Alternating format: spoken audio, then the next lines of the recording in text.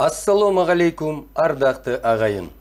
Қазақ тарихындағы зерттелмей отырған тарихи оқиғаның бірі Маңғыстау қазақтарының 1870 жылы болған Ресей империясына қарсы көтерілісі.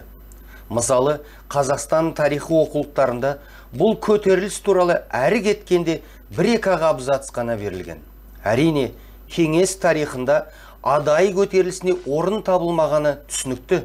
Себебі орыс үкіметі Маңғыстау қазақтарын әрең жеңгені туралы, олардың бірнеше талаптарын орындағаны жайлы, тіпті бұл көтерілісті әскери соғысқа теңегені туралы айтқысы келмеді. Бірақ бүгін тәуелсіз Қазақстанда осы тақырып әлі де кеңінен насихатталмай тұрғаны түсініксіз. Және де осы көтерілісті басқарған қазақ батырларының да есімдерін көбіміз білмейміз. Бірақ осы көтерілісті қазақтың ең керемет батырлары, тіпті әйгілі Исатай мен Махамбеттің сыңары деген атаққа ие болған Иса мен Досан батырлар басқарды емес пе? Иса Тіленбаев 1829 жылы дүниеге келген еді. Атақты Адай батырдың 10-шы ұрпағы болған Иса негізінен өте текті елдің баласы еді. Исаның атасы Өтебай ел аузында жаманғара танып, елге белгілі батыр болған екен. Жастайынан ел билігіне араласқан Иса уақыт өткен сайын үлкен беделге ие болып, күллі Маңғыстау мен Адайдың биі, батыры деген атаққа қол жеткізеді. Оның қасындағы інісі Досан батыр да текті елдің баласы еді. 1835 жылы Бозашы түбегінде өмірге келген Досан Тәжіұлы ер жүрек Адайдың арасында қайтпас ер, намысты батыр, өліспей беріспейтін азамат ретінде танылған еді. Бұл қасиеттер Досанға негізінен нағашы жұртынан дарыған десек те болады. Өйткені Досан батырдың атасы Жәлімбет қазақтың керемет батыры, кезінде Сырым Датов пен үзеңгілес болған шекті Көтібар батырдың қарындасынан туған дейді. Жастайынан 5 қаруды шебер меңгерген Досан сол кездегі Қазақстандағы барлық ұрыс қақтығыстарға қатысады. Жем бойында орыс казактармен, Арал бойында хиуалықтармен, Маңғыстауда түркмендермен алысып жүрген Досанды қазақ халқы өте ерте батыр деп атап кетеді. Міне, ел басына күн туған кезде осы Иса мен Досан атқа қонып, ел намыс үшін аянбай арпалысады. Ал ендеше көтеріліс қалай өрбіді дегенге келейік. 1868 жылы Ресей үкіметінің уақытша ережесі қабылданып, оған сай қазақтан жинайтын алым салық енді тек орыстың ақшасымен ғана төленетін болды. Бұл әрине қазаққа өте ауыр болды. Себебі орыстың ақшасымен салық төлеу үшін қарапайым қазақ қолындағы малын сатуға мәжбүр болды. Ал мұны сезген орыс көпестері әбден есіріп, малдың бағасын тіптен арзандатып тастап, қазақтың елін ойрандады. Бұл жерде айта кететін жай, Ресей билігі Маңғыстауда осы уақытша ережені енгізерден бұрын кәдімгідей дайындық жүргізеді. Мысалы, қазақтың басқа өңірлерінде уақытша ережесі қабылдана салысымен енгізілсе, Маңғыстауда ең бірінші Уил, Орал, Эмбі бекіністері нығайтылады. Генерал Крыжановский бастаған арнайы комитет құрылып, Адай руының жайлауларына әскери гарнизондар жіберіледі. Осыдан кейін ғана 1870 жылдың басында Маңғыстауға уақытша ереже енгізіле бастайды. Алайда Адайдың ауылдарынан ақша салығын тез жинап алу мүмкін болмады. Себебі орыс билігін мойындамаған Адай ауылдары өздерін орыстың боданы деп санамады.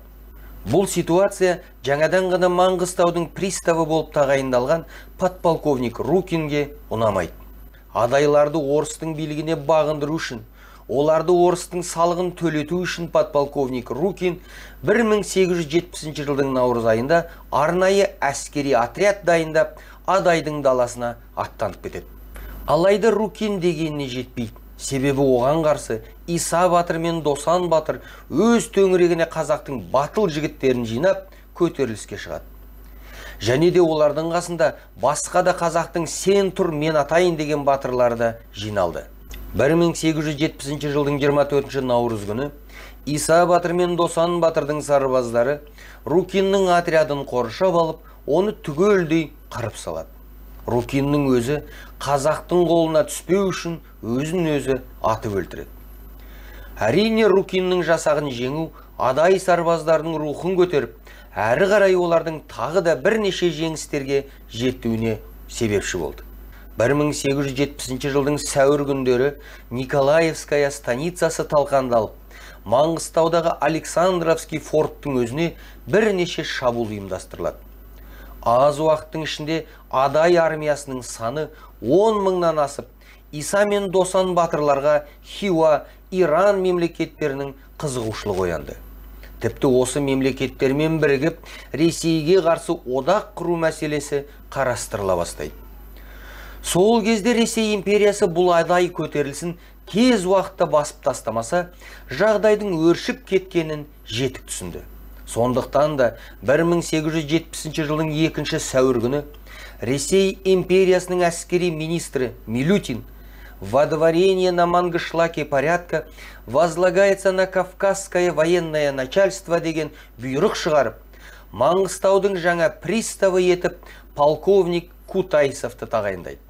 Алайда осының өзінде де батыл қазақтың сарбаздары Ресей әскеріне бой бермей, арыстанша арпаласудан шаршамайды. Ақыры 1871 жылдың 27 шілдесі күні Ресей империясының әскери министрі Милютин адай көтерілісін әскери соғысқа теңейді. Осының нәтижесінде адай жасақтарына қарсы Кавказ, Орынбор, Астраханнан мұздай қаруланған орыс әскерлері Маңғыстауға жіберіле бастайды.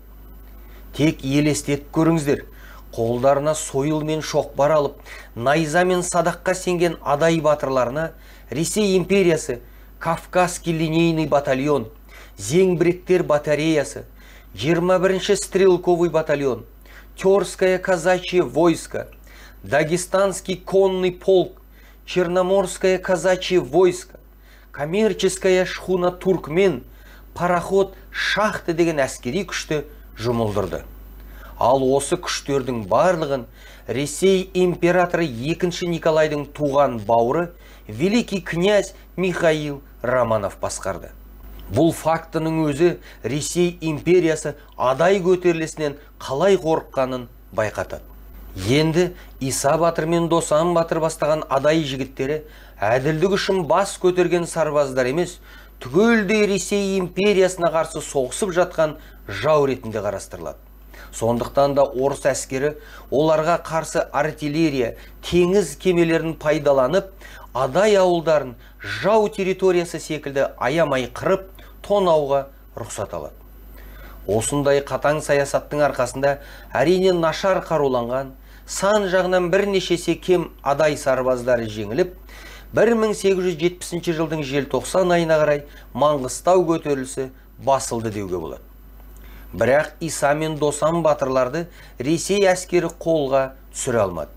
Қасына 3000-нан астам сарбаздарын ертіп кеткен батырлар кескілескен шайқас жүргізе отырып Хиуа хандығына өтіп кетті. Мыңдаған қазақ әскерін көрген Хиуа ханы алғашында шошып кетеді. Себебі бұған дейін қазақтар Хиуаның тағын әлденеше рет басып алып, билікке өздерінің қазақ сұлтандарын әкеліп отырғызған мысал аз емес еді. Сондықтан да әбден қорқып кеткен Хиуа ханы Иса мен Досан сарбаздарына барынша жағдай жасап, жер бөліп беріп, тіпті Иса мен Досан батырларды хан кеңесіне енгізіп, жоғары әскери лауазымдарға тағайындап жібереді. Кім білет, егер Ресей империясы Хиуаны 4-5 жыл бойы тыныштықта сақтап тиіспесе, мүмкін адай сарбаздары шынында да Хиуа хандығын басып алар ма еді. Алайда мұны да орыс билігі жетік түсінді.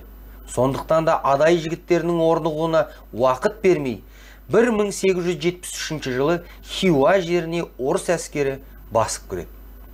Адай батырларының күшінен әбден опық жеген орыс билігі Хиуа жорығына да әбден дайындалған екен. Жалпы саны 15.000 солдаты бар, 56 зеңбірекке сенген Ресей армиясын Түркістан генерал-губернаторы Кауфман басқарды. Бірақ бұл әскерге де Хиуа хандығының тойтарыс берер мүмкіндігі бар еді. бір жағынан мыңдаған адай сарбаздары болса, екінші жағынан түрікпен әскері де болды. Сонымен қатар тәуелсіз мемлекет ретінде Хиуа көршілес Ираннан көмек сұраса да болар еді. Алайда Хиуаның соңғы ханы екінші Мұхаммед Рақым қазақтар мен түрікпендердің басын біріктіре алмай, Ираннан көмек сұрауға жүрексініп, ақыры Ресей генералдармен келіссөзге барып, өзін тақта қалатынына кепілдік алғаннан кейін Хиуаны бере салады. Міне осылай Орта Азиядағы тас қамал қалалардың бірі саналған Хиуаны орыс әскері бар жоғы 33 солдатын ғана жоғалтып басып алады. Бірақ Хиуаны басып алған Кауфман енді қазақтар мен хиуалықтардың бірігіп көтеріліске шығып кетуі мүмкіншілігін дер кезінде түсініп, Иса мен Досанға және олардың жақтастарының барлығына кешірім жасайды. Бұл Кауфманның жеке дара саясаткер екенін дәлелдейді, себебі тура осыдан кейін адай сарбаздары екіге бөлініп кетті. Иса батыр бастаған басым көпшілігі кешірімді қабылдап елге қайтса, Досан батырдың артынан ерген 200-дей сарбаз өліспей беріспейміз деген сөздермен орыспен соғысты жалғастыра береді. Бірнеше уақыт бойы орысқа тұтқиылдан шабуылдап жүрген Досан батыр ақыр Хиуа хандығы толығымен Ресей ықпалына өткеннен кейін елге жасырын қайтып кетеді. Осы жерде айта кететін жай, Иса мен Досан арасында ешқандай да кикілжің немесе сатқындық болмады. Ағалы інілі сыймен тарасқан батырлар кейін де бір-бірімен араласын тоқтатпады. Елге келгеннен кейін 30 жылдан аса уақыт болыс болған Иса батыр інісі Досанның туыстарына қамқор болып, репрессиядан аман алып қалды. Және де осы Иса батыр секілді жақсылардың арқасында Маңғыстау қазақтары ұзақ уақыт бойы орыстанудан аулақ болып, өздері басқарып келді. Мұның дәлелі Маңғыстау приставы Кутайсовтың мына сөздері. Бізге әуелден де берілмеген адайлар 1870 жылғы көтерілістен кейін тіпті бағынудан кетті. Біз Маңғыстауда аяғымыздан тік басып, өзімізді оның қожасы екенімізді дәлелдей алмадық. Ал Досан батыр болса 1874 жылы соңынан түскен орыс әскерімен болған қақтығыстың бірінде ауыр жарақат алып, ақыры қолға түседі. Түрмеде азаптың неше түрін көрсе де бас имеген, райынан қайтпаған, тіпті достары қашуға мүмкіндік жасағанда да батырға жаудан қашу жараспайды, қолыммен істегенімді басыммен көтеремін деген Досан батыр абақтыдан қашып кетуден үзілді кесілді бас тартады. Ақыры қазақтың айбатты Досан батыры 1876 жылы түсініксіз жағдайда осы абақтыда көз жұмады. Алайда Досан батыр қайтыс болғаннан кейін де орыс әкімшілігі оны азаптауды тоқтатпай, бір шама уақыт бойы батырдың денесін туыстарына бермей жүреді. Тек адай руының Иса батыр мен Нұрқабай, Жанғабыл секілді игі жақсылар араласқаннан кейін ғана Досанның денесін 90 жылқыға айырбастап туыстарына қайтарады. Кейін Досан батырды арулап, туған жері Бозашыға жеткізіп, Маңғыстау облысы Маңғыстау ауданы Қаратөбе қауымына жерлейді.